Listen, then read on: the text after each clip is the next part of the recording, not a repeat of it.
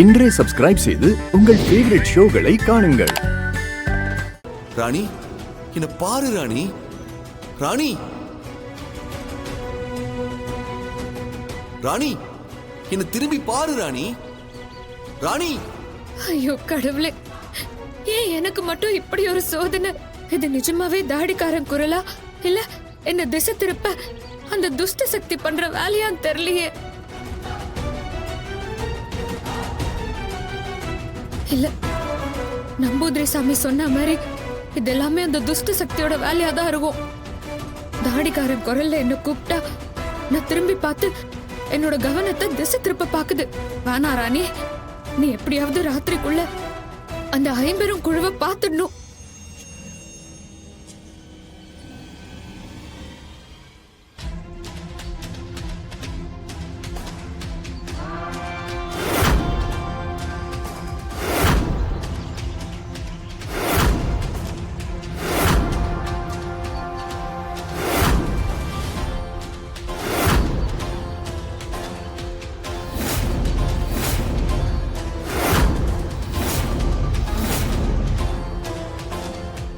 என்னோட மனசு படுற பாடு உனக்கு புரியும் நினைக்கிற ஆத்தா. 1000 கண்ணுல ஒரு கண்ணு அந்த குரல் என் தாடிகாரனோட இல்லாம அந்த துஷ்ட சக்தியோட வேலையா இருந்தா அந்த மாயைய நீ அழிச்சிரு.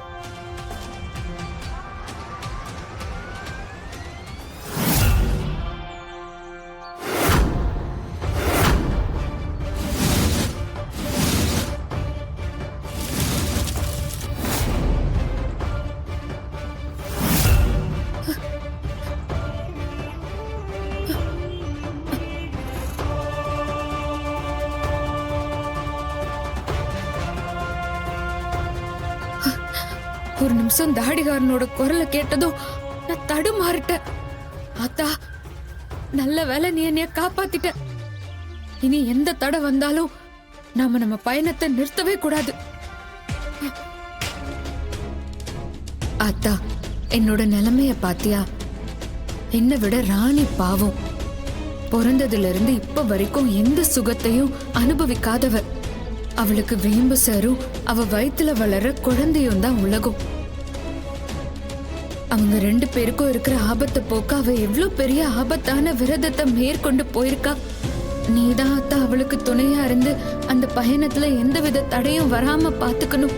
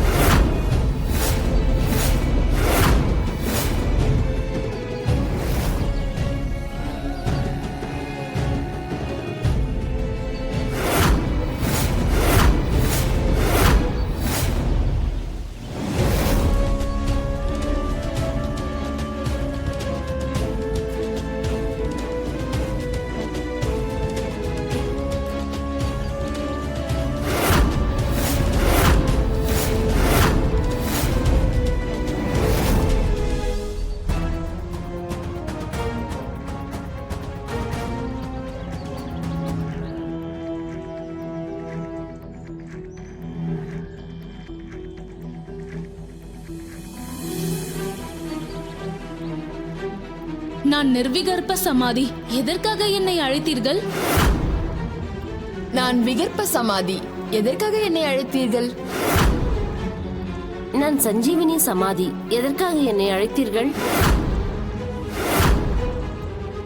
என் தங்க ராணி காளி வேஷம் போட்டுக்கிட்டு தலையில 1000 கண் பானையோட காளி கோயிலுக்கு போயிருக்கா. என்னால் அவளுக்கு நேரடியா உதவி செய்ய முடியாது. அவ காளி கோயிலுக்கு போய் சேர்ற வரைக்கும் நான் அவ முகத்தையோ அவ என்னோட முகத்தையோ பார்க்கவே கூடாது. ஆனா அவளோட பயணத்தை தடுக்க துஷ்ட சக்திகள் முயற்சி பண்ணிட்டு தான் இருக்கு. அதெல்லாம் முறியடிச்சு அவ எப்படியாவது 50 குழுவை பார்த்தாகணும். அதுக்கு நீங்க 3 பேரும் தான் அவளுக்கு உதவியா இருக்கணும். அதுக்காக தான் நான் உங்களை கூப்பிட்டேன். தயவு செஞ்சு எனக்காக என் தங்கையோட பயணத்துக்கு உதவி பண்ணுங்க. நீ கவலைப்படாத பொம்மி. புனித ஆத்மாவான நீ எங்க கிட்ட வச்ச வேண்டுதல நாங்க 3 பேரும் சேர்ந்து நிறைவேற்றுவோம். ஆனால் நாங்கள் திரும்பி வரும் வரைக்கும் காயகல்ப சமாதியை உருவாக்கி அதில் நீ இருந்து எங்களை இயக்கினால் மட்டும்தான் எங்களுக்கு அந்த துஷ்ட சக்திகளை எதிர்க்கும் அதீத சக்தி கிடைக்கும். ஆமா மம்மி, அதுக்கான வேலையை தொடங்கு. நாங்க ராணிக்கு பாதுகாப்பா இருப்போம்.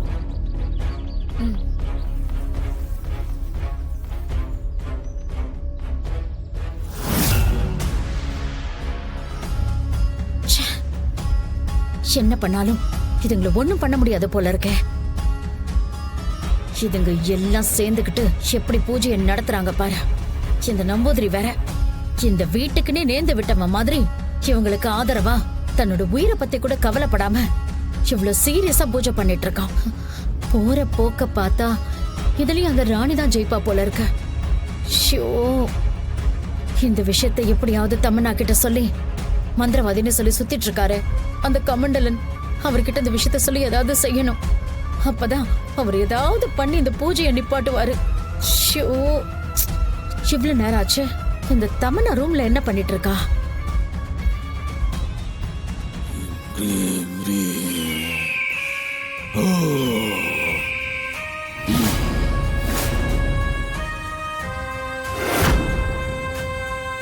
அங்க நம்பூதிரி பூஜையை ஆரம்பிச்சுட்டான்.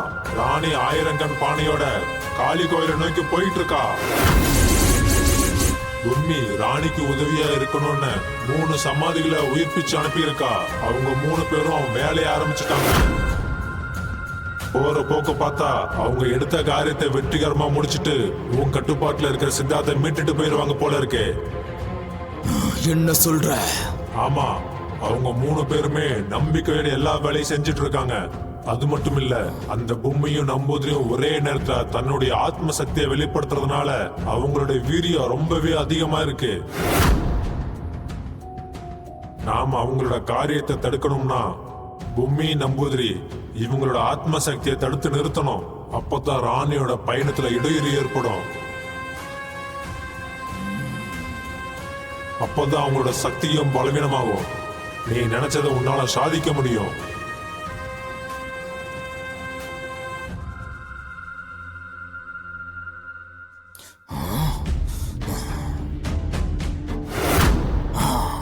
அகோர அதிபதியே, என்னோட அச்சன் அந்த வீட்டுல செய்யற பூஜையை எப்படியாவது தடுத்து நிறுத்து.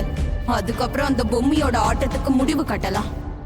ஒரே நேரத்துல அவங்க 2 பேரையும் நான் தடுத்து நிறுத்துவையாச்சு. நீ அப்போதான் இந்த அகோர அதிபதி யாருன்னு அவங்களுக்கு தெரியும். ராணி அழிக்கிற வேலையை அந்த கமண்டலம் பார்த்துப்பான். அச்சன் நம்பூதிரி அழிக்கிற வேலைய நான் பார்த்துக்கிறேன். அகோர அதிபதியே, உடனே அதுக்கான வேலையை ஆரம்பி.